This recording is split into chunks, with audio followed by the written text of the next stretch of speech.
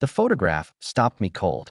Not the building itself, though the building was extraordinary, but what was happening to it. Workers with shovels. Dirt piled to the third floor. And a caption, stamped in bureaucratic black ink, that read simply, "Improvements in progress." 1902. I spent 3 weeks trying to understand what I was looking at. The structure in that photograph was not being demolished. It was being buried, deliberately, systematically. And it was not alone. Across North America, across Europe, across cities we consider the crown jewels of Western civilization, there exists a pattern so consistent, so geographically widespread, and so poorly explained by conventional urban history that once you see it, you genuinely cannot unsee it.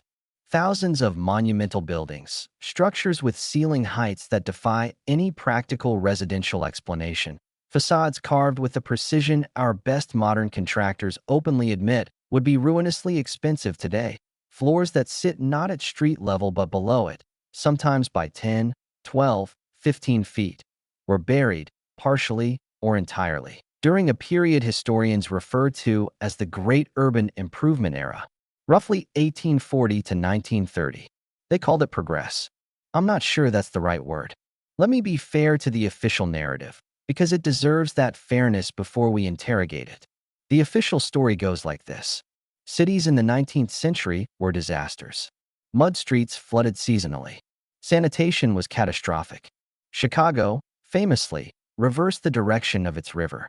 Cities across the American Midwest and Eastern Seaboard undertook massive grade-raising projects, engineering the ground level upward, sometimes by an entire story, to accommodate modern sewage systems, gas lines, and eventually electrical infrastructure. Buildings were either demolished, raised on hydraulic jacks, or simply left in place as the street came up around them, their lower floors becoming basements, their entrance stoops disappearing beneath new sidewalks. This is a real thing that happened. The city of Chicago's grade-raising project is well documented. Seattle's Underground, where you can walk beneath Pioneer Square today and see the original street level, is a genuine, ticketed tourist attraction. Portland has its Shanghai tunnels. These are accepted, mainstream, historically verified events. The question I keep returning to is not whether the grade raising happened. It did. The question is, why do the buildings that got buried look the way they do? Let's start with the numbers, because the numbers are where this gets strange. A standard residential building constructed in the United States between 1850 and 1890 has a ceiling height of approximately 9 to 10 feet on its ground floor. That's what the historical record shows. That's what makes sense for the materials, the labor costs, the heating requirements, the population that would live there. Now look at the buildings documented in the grade-raising photographs. The structures being buried, the ones having their first floors consumed by the rising earth, frequently show window heights of 14, 16, sometimes 18 feet on what is being reclassified as a basement level. These aren't commercial warehouses. They're not industrial facilities with documented manufacturing purposes. Many of them, based on surviving architectural drawings held at the Library of Congress and various municipal archives, were classified as civic or residential structures. 18-foot ceilings. In a basement. Speaking of basements, there's a phenomenon that regional historians in at least 11 American cities have quietly noted without ever quite connecting to each other. When cities undertook their grade-raising projects, the official policy was to compensate building owners for the loss of their ground floor commercial access. The compensation records still exist. They're sitting in county clerk archives in Cincinnati, in St. Louis, in Milwaukee, and they show something that the historians who've examined them tend to describe as an administrative anomaly. In a statistically improbable number of cases, the buildings being partially buried had no registered owner of record at the time of the grade elevation. Municipal property with no owner. Civic structures with no commissioning authority. Magnificent buildings with no builder. The timing is almost theatrical. Which brings me to the architecture itself, because this is where I found myself falling down a research trail I hadn't anticipated. I was initially looking at something else entirely, the so-called mud flood hypothesis, which circulates in online communities with varying degrees of rigor and conspiracy. I went in skeptical. I came out unsettled, not because the most extreme versions of the theory hold up to scrutiny. They largely don't, but because embedded within the noise was a genuinely strange signal. The architectural detail on the buried portions of these structures is inconsistent with what we know about 19th century construction economics. Here's what I mean. In 1870, ornamental stone carving in America cost approximately what a skilled laborer earned in 6 weeks of continuous work. That figure comes from the National Association of Master Builders Trade Publications, archived at the Avery Index at Columbia University. It was expensive. It was reserved for public buildings of genuine civic importance, courthouses, banks, post offices, railway terminals. It was not, under any conventional economic logic, applied to the subterranean portions of residential buildings. And yet, in the documented basement levels of grade-raised buildings across Chicago, Cincinnati, and Nashville, ornamental carving appears on column bases, on window surrounds, on the stone courses that now sit below the new grade line, invisible to street-level observers, preserved almost by accident in the darkness beneath the sidewalk. The Nashville Arcade documentation, parts of which are held at the Tennessee State Library and Archives, includes survey photographs from 1978 showing carved stone detail on structural elements that have been underground since approximately 1895. You don't carve a basement, unless it wasn't a basement when it was built. Let me walk you through the timeline, because the timeline isn't subtle. Between 1848 and 1855, a wave of institutional building occurs across North American cities. The structures are large. They are ornate.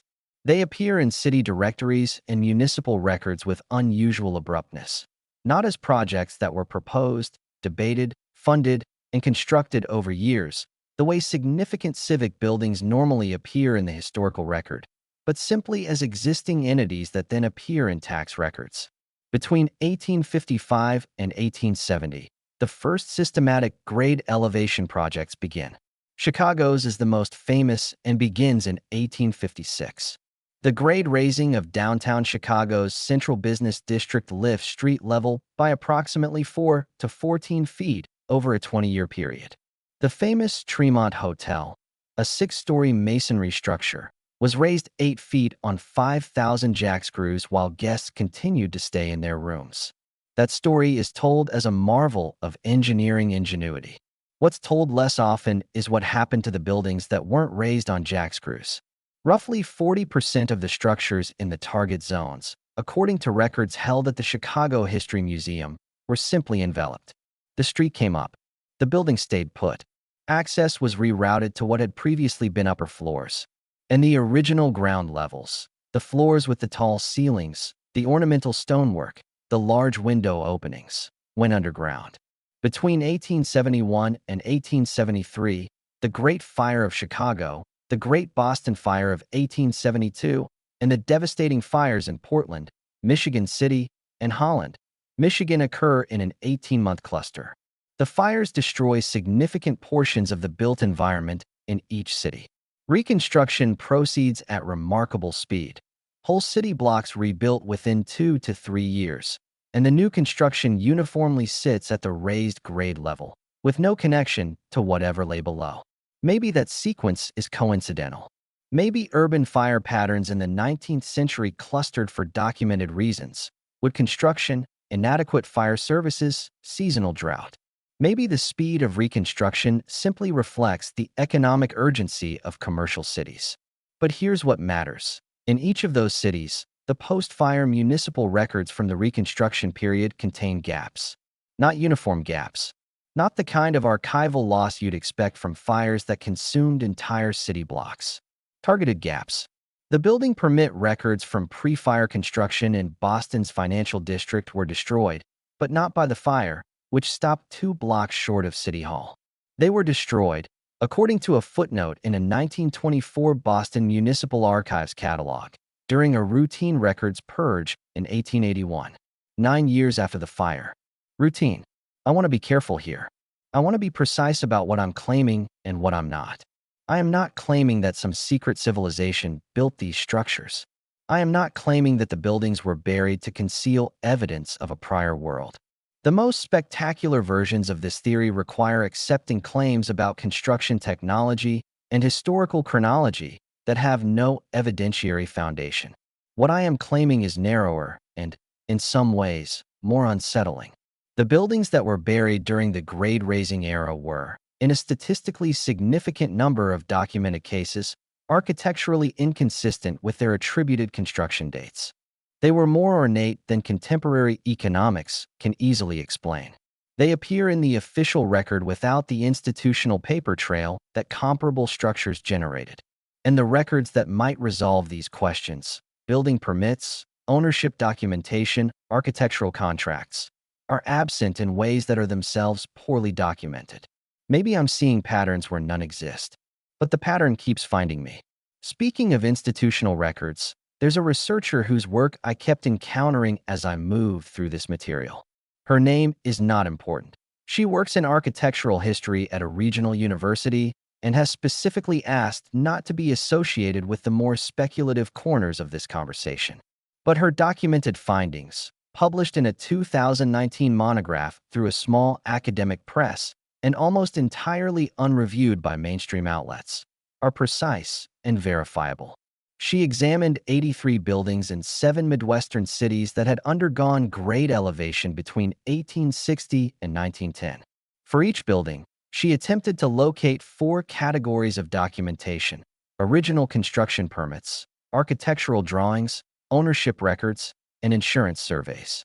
For structures built after 1875, after the grade-raising projects were well underway, she found all 4 categories of documentation for 71 of 83 structures, an 85% recovery rate, normal for the period.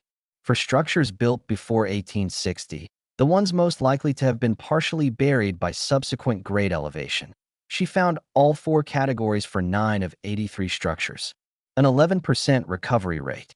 She attributes this discrepancy to the disorganized nature of early municipal record-keeping, the destruction caused by fires and floods, and the lower institutional priority placed on documentation before urban professionalization in the 1870s.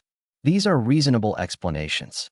She offers them in good faith and with appropriate scholarly caution.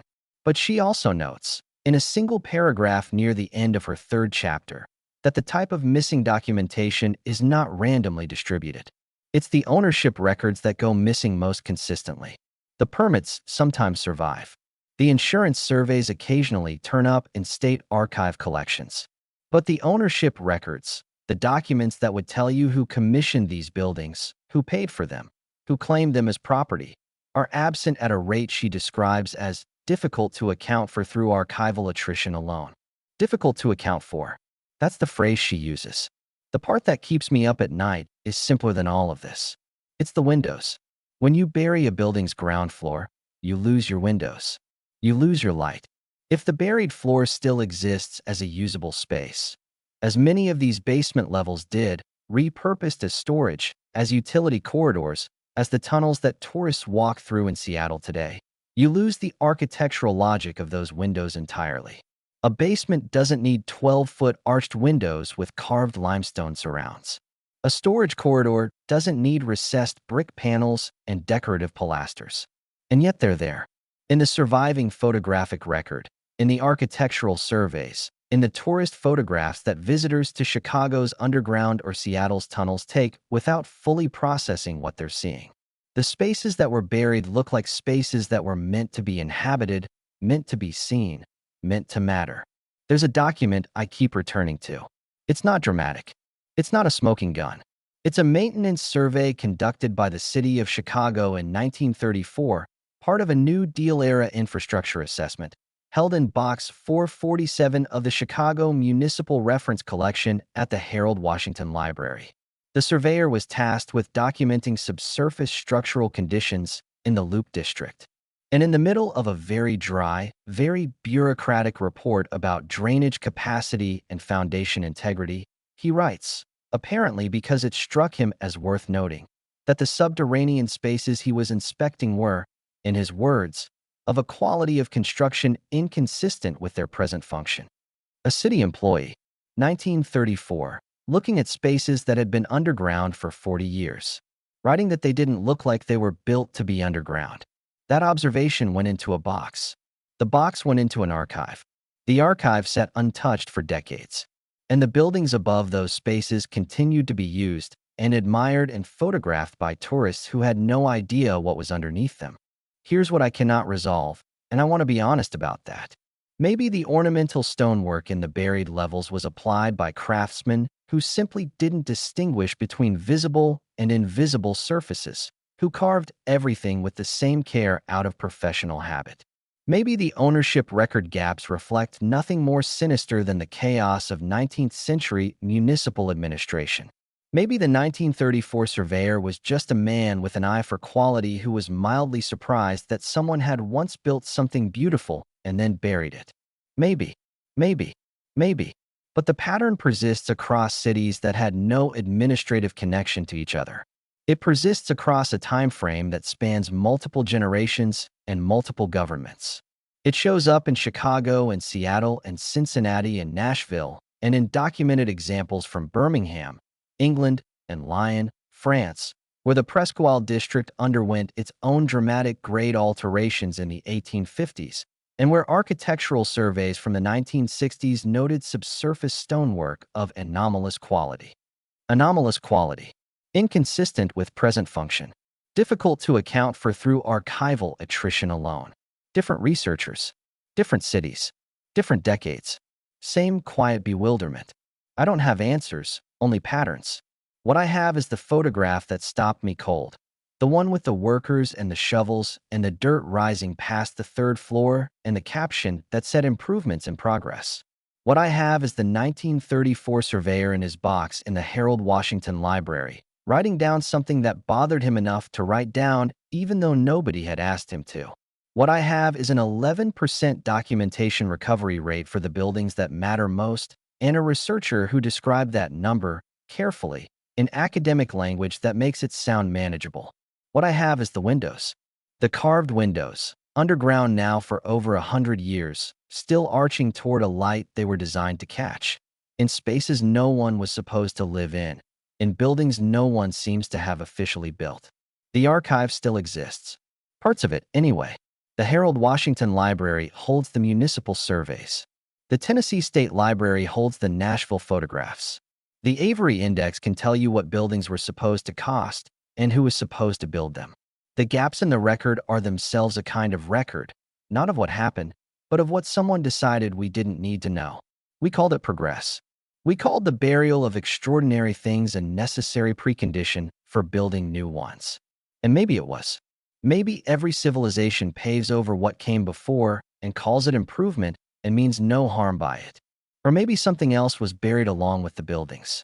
Maybe what went underground wasn't just ornamental stone and high ceilings and arched windows pointed at a vanished sky. Maybe what went underground was the question of who built them in the first place. And once you start asking that question, really asking it, in the archives, in the survey documents, in the quiet bureaucratic language of men who noticed things and wrote them down and put them in boxes, you find that the question has been sitting there, patient, in the dark, waiting for someone to come looking. I'm still looking. I don't have answers, only patterns. The pattern says, somewhere in the lower Mississippi Valley in 1926, an old woman sat with a government researcher and spoke for long enough to make him write very fast. The pattern says her words were important enough to cite 3 times in a published academic work and important enough to disappear from every repository where they should exist. The pattern says the institutional infrastructure for managing exactly this kind of disappearance demonstrably existed and was actively considered in the years immediately following her interview. The pattern says her name may have been Celestine. The pattern says she was not afraid. The pattern says she had been waiting for someone to ask. And the pattern says that what she was asked, and what she answered, and what she remembered from before the Americans came and surveyed the land and decided what was real, all of it is sitting in a shape. The shape of 3 citations to a missing manuscript. The shape of an empty folder with a label. The shape of a recording from 1947, a woman's voice describing her grandmother, saying, "Some things, they let you say only once." The photograph is still in the monograph. The chair, the hands, the stillness that is a form of survival. She is looking directly at the camera, not at whoever is holding it, but through it, as if she knows that the person who will eventually matter is not the one in the room with her, but the one who will open the book decades later, find the footnote, follow the absence, and ask the question she had been waiting for someone to ask. I'm asking. And the silence answers in exactly the shape I was afraid it would.